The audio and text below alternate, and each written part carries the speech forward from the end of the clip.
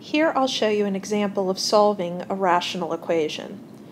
The first thing we want to do is factor all of the polynomials that you see. For this first term, there really is nothing to factor, but I'm just going to rewrite it here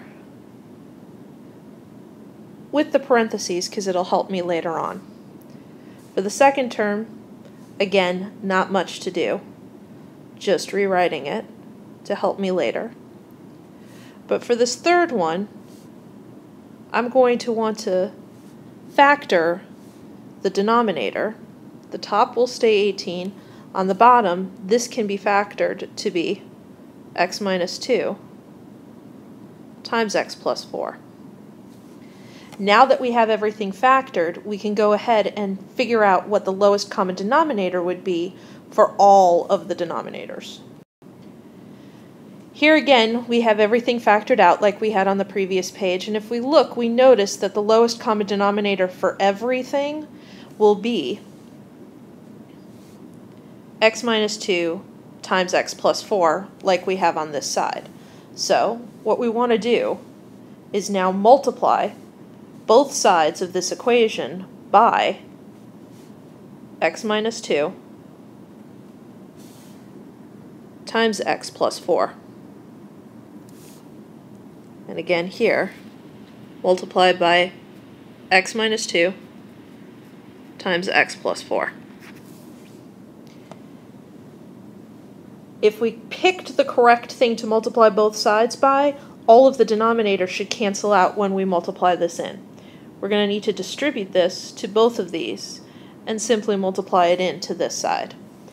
Over here, for our first term, you'll notice when I multiply x minus 2 times x plus 4 into this, my x minus 2 here and the illy drawn x minus 2 here will cancel out, leaving me just 5 times x plus 4.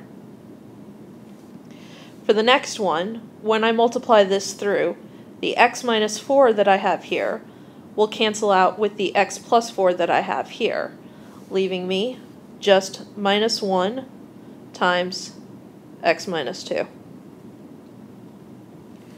For the other side, pretty much everything cancels out. The x minus 2 x plus 4 I have here cancels out with the x minus 2 x plus 4 that I'm multiplying in, and that leaves me with just 18.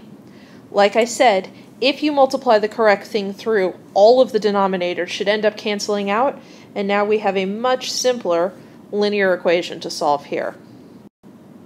Our lovely linear equation rewritten for us for a little bit more room. We go ahead and solve it using the techniques that we have used in the past. Distribute the 5 through here, distribute the negative 1 through here, and we end up with 5x plus 20 minus x plus 2.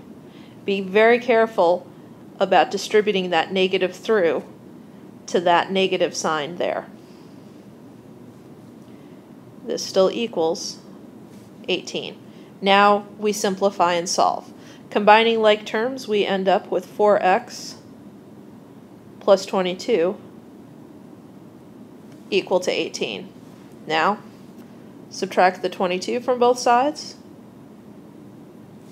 We end up with 4x equal to negative 4. Now, divide by 4. And you are left with x equal to negative 1.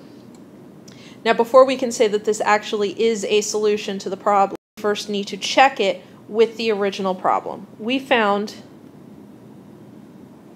that x is equal to negative 1. And we notice for none of the denominators will this result in a 0. Therefore, it will not give us an undefined result. This is therefore a valid solution to the problem.